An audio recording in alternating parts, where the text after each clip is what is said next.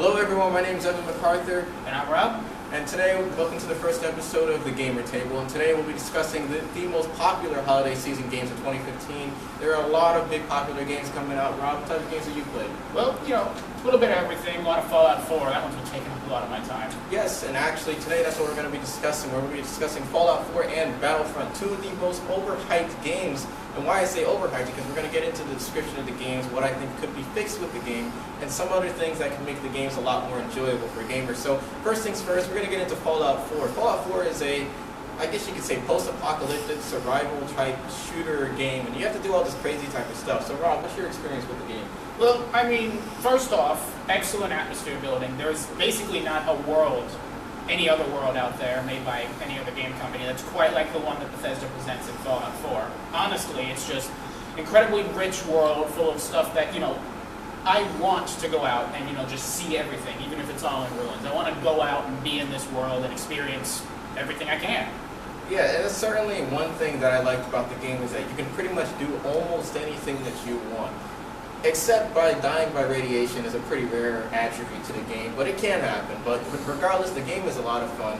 I personally have had a huge fun with it. And one thing I want to bring in a little bit of a concern about the game that a lot of people are having with, and that's the fact that the Fallout 4 world is actually smaller than New Vegas and 3 itself. Now, what are your thoughts about that? I haven't actually been through the entire world of the game, so I can't vouch for that. Alright, so the thing is that, when you're calling it a smaller world, that may be true just, strictly by the dimensions of it, but maybe something people don't realize is just how vertical they have made the world of the Commonwealth in Fallout 4. Whereas, in Fallout 3 you have the Capital Wasteland. Yes, you could go inside a whole lot of buildings, and yes, you could go up to the top of skyscrapers, get this beautiful view of the surrounding landscape, but that was never exactly more present than in Fallout 4, in which you have a mess of buildings all over the place that you can go up and down and inside of, outside of, and, like I said, dimension-wise, yes, it is smaller, but there's more to do in that space. So really,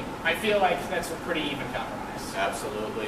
And we're going to leave it open to you guys to leave your thoughts on Fallout 4. Me personally, I'm going to rate the game about an 8.2 out of a 10. Yeah. The game is really enjoyable, but it just doesn't have that same feel as it did with Fallout New Vegas and Fallout 3 and all the previous Fallout games. I still really enjoy the game. I strongly recommend you guys pick it up. But it just doesn't have that same feeling to the other games. And then I'm not judging the graphics, because the graphics, let's be honest, they're not the greatest compared to a lot of other seasonal games that have came out.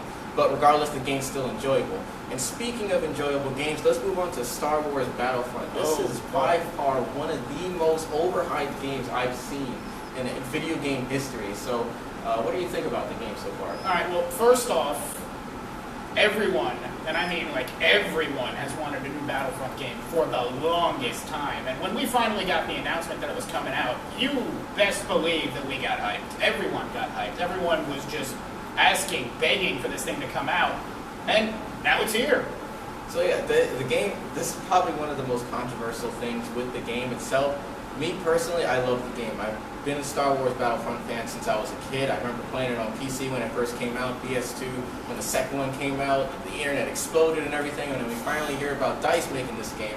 Now, I knew the game was going to have issues because it's made by DICE. DICE is horrible, and I mean horrible when it comes to netcoding. With the experience of Battlefield 4, I'm not sure if you played that game at all before. But when Battlefield 4 came out, there was tons of netcoding issues. There was just tons of issues going on with the game. It took them a year and a half before the game finally started running how it was intentionally meant to run. And we see some of these issues in Battlefront, but the main problem with Battlefront right now is lack of content.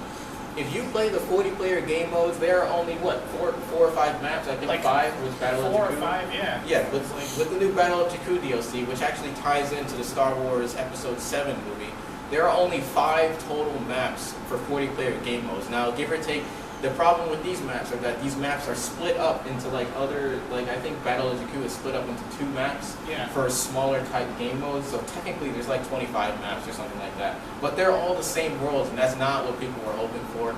And what made it worse is that the 5th map, which was Battle of Jakku, they actually took that out of the game and split it up as part of DLC and make it look like free DLC, just to kind of tie in with the movie. Now, the game, apparently that map was actually supposed to be part of the game, but they wanted it to be closer to the movie release. So what they did was they took it out of the game, made it as free DLC and just kind of threw it in there and made people believe that it was free DLC. But you know, me and Rob don't fall for that. But but regardless, the game is really enjoyable. If you don't have the game, I strongly recommend that you pick it up.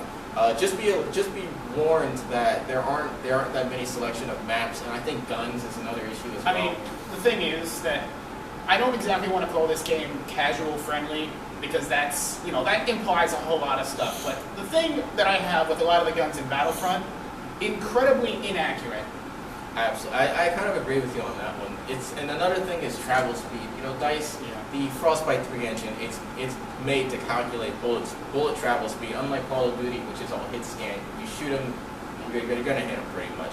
But with Battlefront, it's all bullet travel speed, and occasionally you're shooting someone, your bullets just aren't hitting for some reason. Like I think the E11, for example, the E11 has ridiculously slow travel speed, and you have to lead your target. Like my target could be here, I have to shoot as he's running. I got to shoot over here just to kill him. So yeah, I mean, you get that famous stormtrooper accuracy. Suddenly, when you get that gun, you can realize why they can't hit anything.